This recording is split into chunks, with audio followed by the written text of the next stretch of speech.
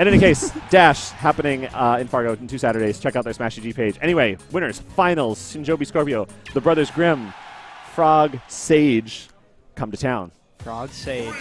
And usually Frog wins, but Sage has a fire under him today that I think will be hard to extinguish, even with water. Gratuitous amounts of saliva. We've seen this matchup happen many, many a time. There have been many, many angry car ride home between these two, but they are not driving home together today. Ooh, and so it could be no holds bar, blood on the walls, up airs until we're tired of talking about them. Maximum Salt Factory. Let's go. Ooh. It's like the Cheesecake Factory, but less nutritious and also less somehow. Sweet. Yeah, somehow. That's yeah, fair point. And so one of the things that Skorpio will try really hard to do in this matchup is to invalidate some of Shinjoebi's zoning. Robin has really great abilities to sort of set up zones of safety for himself. And Shinjoebi's and Greninja has an excellent ability to get through them. And so it's whoever constructs their wall or destroys the opponent's wall more effectively, which sort of describes all the Smash Brothers. I didn't really give anything especially profound there. That's fine. No, but these two characters have like really particular ways of doing that. Yes. And since Robin has kind of a dismal airspeed, expect a lot of fun air things from Greninja. Alluding to, I mean, I'm alluding, of course, to the sort of triple up air we saw earlier. It's something that Skorpio was sharing with me. I've actually been on commentary now with these two on and off the last 2 sets, and so I've sort of gotten the inner scoop of both of them. Something the stream will have heard earlier, which is interesting, is Shinjoebi has stopped shadow sneaking unless he has an easy way to get out. If there's a platform above him, I'm saying shadow sneaking out of a multi-hit, unless there's a platform above him or he's near the blast zone. And this is especially relevant to this matchup where he just forward smashes his brother in neutral, where he usually gets stuck in rapid jab, in wind jab. Yep. Yeah, right. It's an interesting question when you get caught in one of those. Is it really worth the positioning you might have to give up to get out of it? Or do you just want to eat the 5 damage or whatever it might be for a rapid jab? Oh, yeah. Usually a lot more. Rapid jab is really intense for Robin. I mean, he's wasting a tome, so I guess it makes sense. Sure. Wow, a lot of little things, not a lot of conversion of it, but a good amount of damage and, a little cute show for us. Oh, those are always fun, even when they don't connect. Yep, and you know these two have played a lot. You know that Shinjoebi knows this matchup left, right, center because he spot dodged Arc Thunder. For those of you at home suffering through Robins, why are you shielding magic? Actually, stop. Arc Thunder, Arc Fire, and all of them are much easier to spot dodge, and they do very little in way of messing you up if you just spot dodge. Just go into the Z-axis. Up air with Cloud. Gross.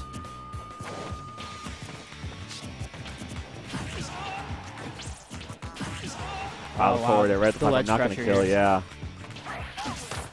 With the shurikens, too. I thought it was funny earlier, too, when you talk about the matchup knowledge. When Skorpio got 2 books, Shinjoebi just perfect fielded them right in a row. Yep. That's as someone who plays so deep into this. Nice forward air that will take the stock. As someone who plays an items character, I am fully aware of my internal rhythm with throwing things, with throwing items I have, and I'm positive that Skorpio has a really particular rhythm that I'm sure Shinjoebi knows to a T at this point. They may even share the rhythm. Down tilt forward air will take it. Shinjoebi cleanly taking game 1. A JV2, not that it matters, but a JV2. Starting off this set as most, I suspect, Coliseum Omega. Oh, yeah. I suspect Coliseum Omega. That's a great bet. For the rest of the set. Unless... Okay, Battlefield. I lied. That's 1 for everyone else and 0 for Jaaahsh. Interesting. This is one of Skorpio's favorite stages. It comes from his days on Anthers, where he would use it on Anthers rather often. And it's also just a great stage, I think, for Robin to trap folks on platforms, around platforms, trick them into shielding so you can Nosferatu them, etc., etc. Platform makes it harder to approach from the top. And checkmate's gonna kill regardless, and so you don't care if the ceiling's high. It's gonna send you right into space at 90, whatever. And then things like that. You can take advantage of Robin's really dismal airspeed by just short hopping aerials right through platforms. I love his use of the aerial command grab with Nosferatu too. Yes, we saw it quite a bit against the One a little while ago. Oh, especially with that huge hurtbox that Ganondorf has, for sure. Huh. I don't think I've ever seen Skorpio do an up tilt, and that was a whiffed up tilt, so I don't think it was on purpose. But still, let the records indicate that on this day, Skorpio up tilted. Yeah, did he just not get the jump he wanted for an up air or something? Oh, that could be the case. That's fair.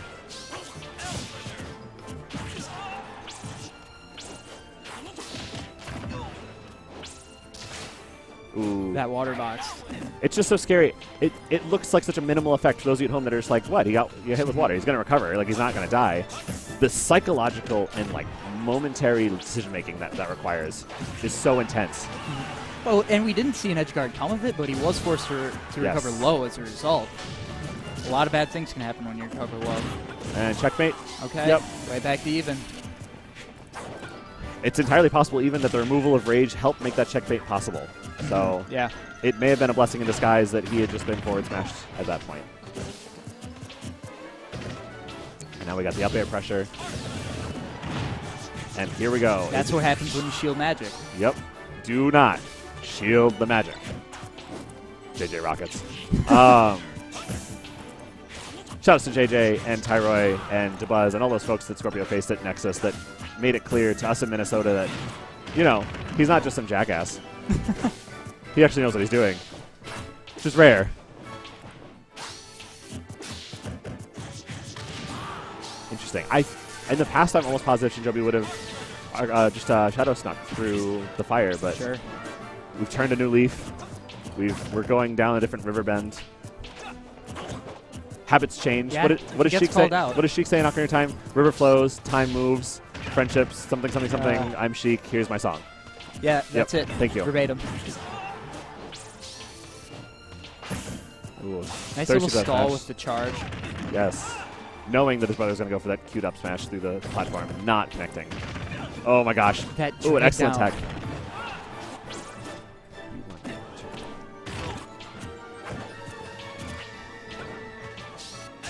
All right, projectiles dancing around each other right now.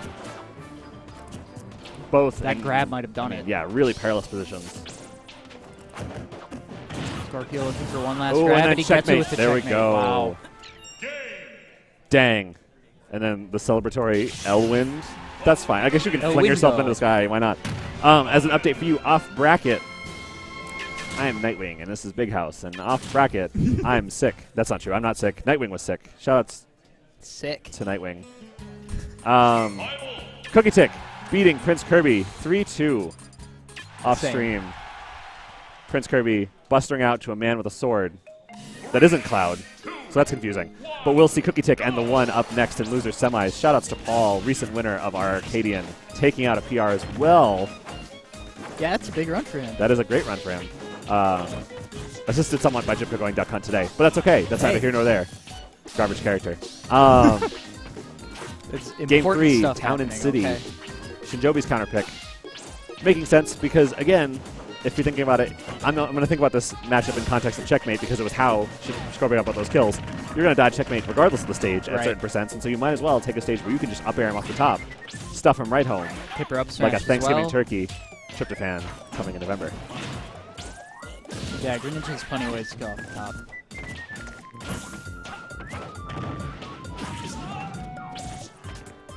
I always appreciate chasing these little hits off the ledge. Chasing an opponent's aerial trajectory with shurikens is such a cool element of Shinjoebi's play, and catching that obnoxiously easy recovery to punish with forward smash going inside of Town and City. Good awareness with the platforms, knowing that Skorpio is going to go over there. According to the clock in the background, my Wii U thinks it's 2 in the morning. Happy Friday, everybody. Ooh, okay, jumped over it. I thought he was going to land shield, and I was going to have a moment where I was like, guys, don't shield the magic. Make a t-shirt. Down B Collaborations X t-shirt. Don't shield the magic. Skorpio's about to get lapped here. Ooh, and there it is.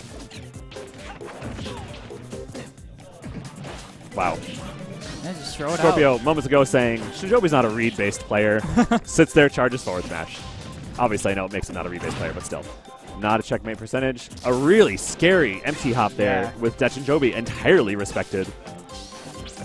I did not know what to expect there.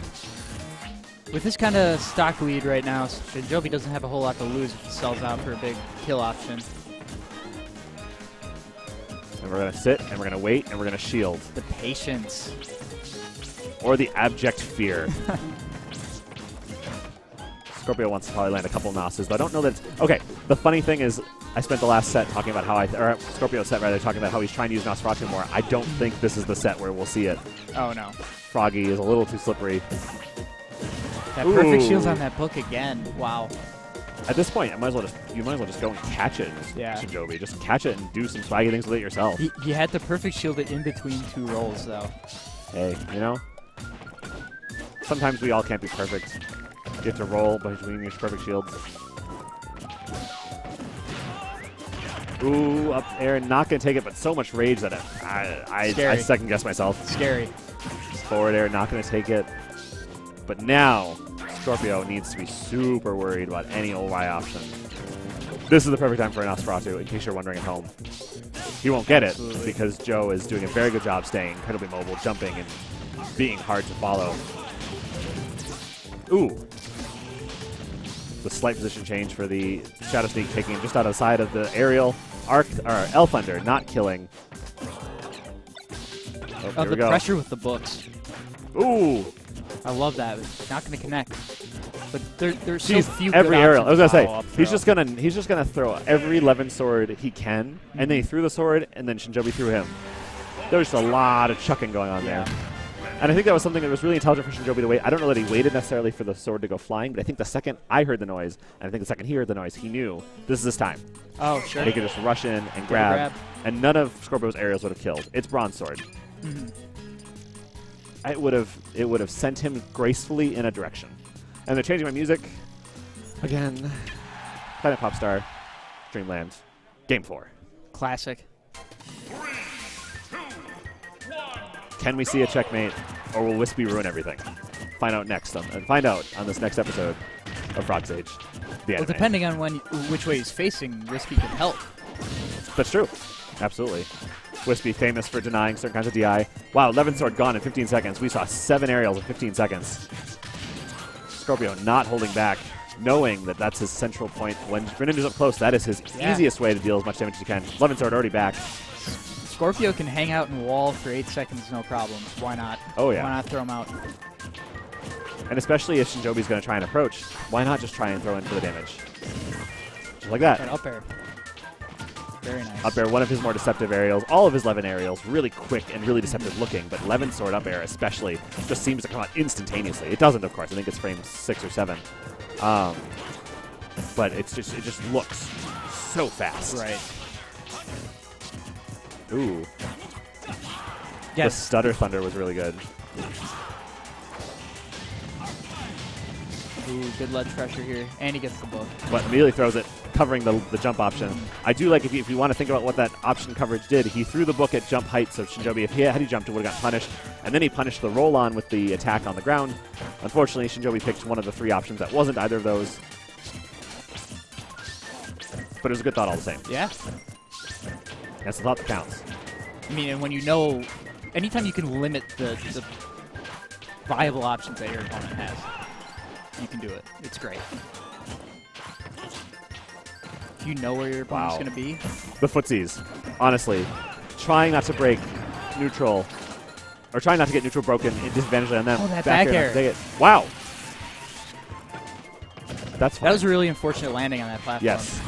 But I'm still loving the little ballerina dance we had earlier of the jumping around each other, waiting for the other one to throw out a laggy or committal option. Patience or abject fear. A down B collaboration. A down B production. It's like a theater musical. Wow, just whiffing forward airs around each other in a glorious halo of sword and also tongue. And katana. No, sword and sword. It's a water katana. Okay, so that Shadow Sneak probably would have killed had it hit. All the way up there. I have no idea. That's one of those moves where the power always seems disproportionate to the move. It does not look like it should hit that hard, but you're absolutely right. It very well might have killed.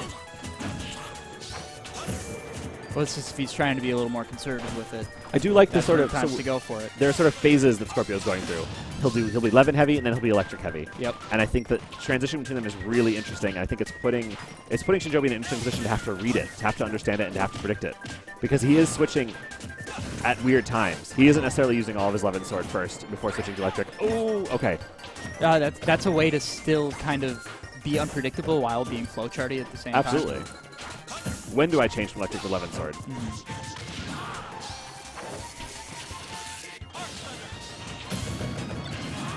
We got a book. We're going to see a setup. Nope. Shinjoebi knowing to avoid it. At this point, Shinjoebi has seen every one of Skorpio's setups, probably ad nauseum. If one hit, it would probably be the end of the world. Up air, not going to take it, but putting him so close to the upper blast zone. 11 sword plus rage is a... Ooh! Oh, wow. The catch. Very surprising the air dodge got caught there. Wasn't falling fast enough, as is Robin's constant issue. But a forward smash out of Arc Thunder will put on heavy damage for Shinjoebi. Yeah, this is still a really good spot for him. Skorpio definitely... Good pivot grab. Ooh, Oh, wow. calling out the up air with an up air of his own. The 11 sword slashing That's down. amazing. So that probably doesn't happen without rage, right? He doesn't have time or space to pull out that sword. It's hard to say because you have to think about how Robin's hurtbox also warps. Oh, okay. And so it's one of those things where maybe he crouches to do the up air, and it put him just outside of the hitbox. And I didn't see if Wispy was blowing either. Oh, yeah, that's true, and that could have mattered. So they were on the same side of Wispy, so it would have been pushing in the same direction regardless. And we got Lilat, Game 5. Game 5, the classic problem with Game 5s with one-ban systems is that you always go to a weird stage last game because you run out of normal stages. Yep. Usually Duck Hunt, but, I mean, at this point, something Skorpio shared with us last set, or 2 sets ago, whatever it was that Skorpio has developed a new tech for Duck Hunt where Shinjoebi has a really hard time winning there now. And so most likely that is now Shinjoebi's ban. Yeah. It's a stage that I definitely think... Yeah, we used to see this one a lot in this match. You used to see Duck Hunt a lot. They both loved Duck Hunt, and I think Shinjoebi still loves the stage, but probably not against his brother. Sure. Yeah, it makes sense for both characters. Ooh, there's a lot of mirror whiffs, a lot of footsies, a lot of poking. The stage is so cramped, it's interesting. They kind of have to go in a little more than they have been in the past few games. And that, tied with the interesting recovery issues that it poses, I think is why Shinjoebi chose this as the logical counterpick for him in this Game 5. Sure. It's really hard for Robin to get up to a space where he can wall out. I think it's really also hard for him to rely on the electric strategy, especially as the stage tilts. As Lilat moves left and right, I mean, it's harder and harder for Skorpio to reliably Arc Thunder across stage or to establish any sort of Arc Fire presence. Yeah, and if Skorpio's on the low part of the tilt, wouldn't Arc Fire hit the stage a little earlier than normal too? Okay. My thought would be that most likely Shinjoebi is probably going to try and stay at an extreme if he can, just because every one of the magic spells gets messed up. Wow, we got 3 lightnings hitting right in a row. Wow. All of Robin's magic gets messed up by tilts, and I think that it's intelligent for Shinjoebi to be trying to take advantage when the stage is tilting at its extreme. Yeah, we see Skorpio kind of camp the ledge a lot on that Dreamland game, but he's just not able to do it as effectively here.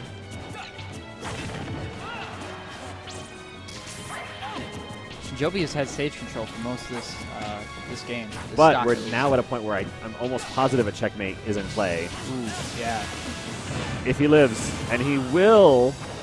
Yes, reversal. Okay, absolutely 100% yes, a checkmate is absolutely in play right now. That up air was so close to killing on its own with no build-up. Up throw with a couple pummels might kill, though, for Greninja. Oh yeah. And they're going to stay at arm's length, I guess. Jeez, just trading projectiles. It's obviously in Shinjoebi's favor at this point. That'll do it. And I'll do it. All right.